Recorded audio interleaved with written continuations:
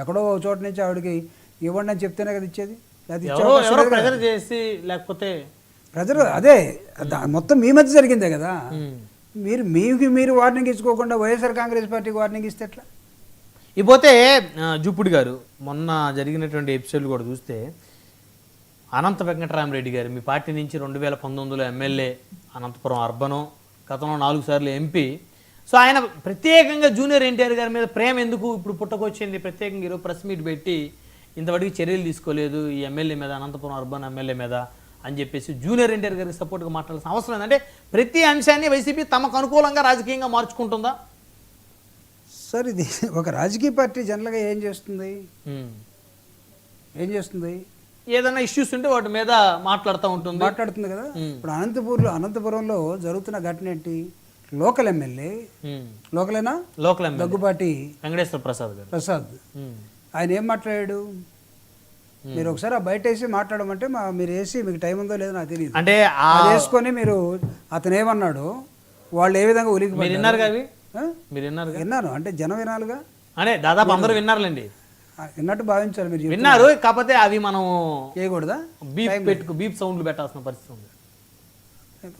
మాట్లాడి చూపించండి. అంటే అది ఆయన కాదు అనేది ఆయన ఎస్పీ గారికి అయితే కంప్లైంట్ ఇచ్చారు, నా మీద ఎవరో కుట్రపూరితంగా ఈ విధంగా క్రియేట్ చేశారు అని చెప్పేసి ఎస్పీ గారు కంప్లైంట్ కూడా చేశారని చెప్తున్నారు. కుట్ర కూడా తేలిపోతుంది కదా సార్. ఇప్పుడు అనంత వెంకటరామరెడ్డి గారు ఒక ప్రజా ఉద్యమంలో ఉన్నటువంటి ప్రతిపక్ష పార్టీకి సంబంధించిన నాయకుడిగా, గతంలో ఎంపీగా, ఎమ్మెల్యేగా గెలిచి ఆ ప్రాంతంలో ప్రజల మధ్య నిరంతరం ఉండే ఒక నాయకుడు తన కళ్ళ ముందు ఒక ఘటన జరుగుతూ ఉంటే దాన్ని మాట్లాడకుండా ఉండాలి, మీకేం సంబంధం, మీరు దీనిలో రాజకీయం చేయదలుచుకున్నారంటే కుదరదు.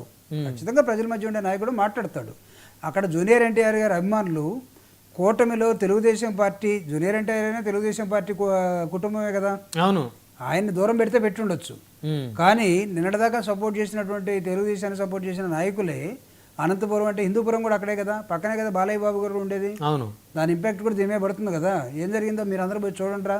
జూనియర్ ఎన్టీఆర్ని వాళ్ళ అమ్మని తిడుతున్నారంటే వాళ్ళందరూ కూడా చూడొచ్చేమో.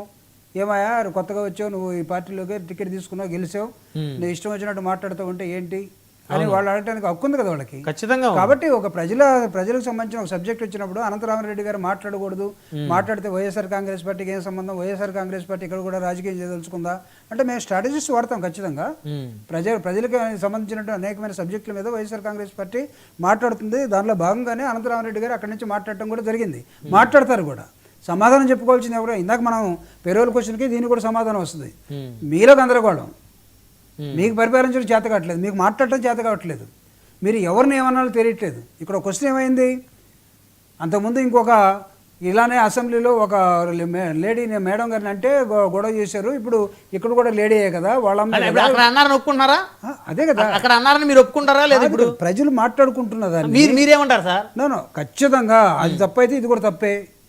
అది తప్పు అయితే తప్పు అన్నది ఇది ఓకే, అక్కడ అన్నారా లేదా? నేను అనేకమైన సందర్భాల్లో చెప్పాము, అక్కడ అన్నారా లేదా అనేది మనం మళ్ళీ కొత్తగా చర్చించాల్సిన అవసరం లేదు, అందరూ తెలిసిన అంశమే. జరిగింది, తప్పు అయిపోయింది, తప్పు జరిగింది, ప్రతిఫలం కరెక్ట్ గానే కనపడుతుంది మాకు. ఒకవేళ దాని ఎఫెక్ట్ కూడా మా మీద ఉందేమో, జరిగిందేమో. ఒకవేళ అదే నిజమైతే మీరు దానివల్లే మేము అనుకుంటే ఇది నిజం కదా, మీకు దీని ఎఫెక్ట్ మీకు పడదా? అది మాత్రం వైఎస్ఆర్ కాంగ్రెస్ మీద పడింది, ఇది మాత్రం టీడీపీ మీద పడదా? అంటే మీరు ఏ రాజకీయం ఆడదలుచుకున్నారు మీరు?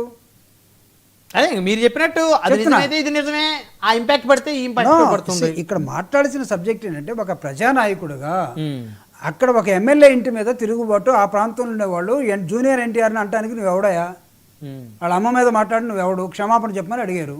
ఆయన ఏమన్నాడు, సింపుల్గా తప్పుకోవడానికో లేకపోతే అది నాది కాదు ఎవడో ఒక ఫేక్ అన్నాడు. ఎంక్వైరీ చేస్తారు, ఈ ఎంక్వైరీ సంగతి మనకు తెలీదా? రేపేమవుతుందో అది నాంచి నెక్స్ట్ ఎలక్షన్స్ వస్తాయి, అంతేనా? అంతగా ఏం జరుగుతుంది? కానీ అంటే మీకు తెలియని ఇంకొక విషయం ఏంటంటే, జుప్పుడు గారు నిన్న మంత్రివర్గ సమావేశం అయిపోయిన తర్వాత చంద్రబాబు నాయుడు గారు మంత్రులతోటి చాలా సీరియస్గా మాట్లాడారు. వాళ్ళందరూ కూడా సీరియస్ వార్నింగ్లు ఇచ్చారు. ఎవరైతే కొంతమంది ఇష్టానుసారంగా వ్యవహరిస్తున్న ఎమ్మెల్యేలు ఉన్నారో వారు గట్టిగా చెప్పమని వెంకటేశ్వర ప్రసాద్ గారిని కూడా పిలిపించి గట్టిగా మందలించారని తెలుస్తూ ఉంది. అయితే దాని ఆశ్చర్యం ఏముంది? సో కాబట్టి చంద్రబాబు గారు ఏమీ తప్పుల్ని ఉపేక్షించట్లేదు, ఎక్కడికక్కడ ఖండిస్తూ వస్తున్నారు. సో ఎక్కడికక్కడ రియాక్ట్ అవుతూ ఉన్నారు. దీన్ని మీరు అన్నారు కదా, నాకు ఎక్కడో మొన్న ఒక రోజు మీ దగ్గర ఇంకొకరి దగ్గర ఒక చిన్న డిబేట్లో జగన్మోహన్ రెడ్డి గారు మందలించలేదు ఉమ్, అని వచ్చింది. ఉమ్, ఇప్పుడు చంద్రబాబు నాయుడు గారు మందలించారా మీరు అంటున్నారు. ఉమ్. మందలించినట్టు ఏమన్నా పత్రికల్లో వచ్చిందా, టీవీలో వచ్చిందా? లేదుగా. అంటే వస్తేనే నమ్ముతారు మీరు? కాదు, నేను అనట్లే. వచ్చిందా? లేదుగా. వచ్చింది కదా. టీవీలో వచ్చిందా? పత్రికల్లో వచ్చింది. పత్రికలో వచ్చిందా? అంటే పత్రిక ముఖంగానే ఆయన మాట్లాడా? పత్రికా ముఖంగా మాట్లాడాను, ఊహాగానాలు మాట్లాడాడు. సీక్రెటే కదా. జగన్మోహన్ రెడ్డి గారు కూడా అదే విధంగా మందలించి ఉంటాడని ఎందుకు అనుకోరు? అఫ్కోర్స్ అనుకోరా? మరి జగన్మోహన్ రెడ్డి గారికి సంబంధించిన పత్రిక రాయొచ్చుగా సార్. పిలిచాడు, మందలించాడు, పలానా గోరంట్ల మాధవను మందలించాడు, పలాని మంత్రి గారిని మందలించాడు, పలానా ఎమ్మెల్యే గారు ఇలా చేస్తే గట్టి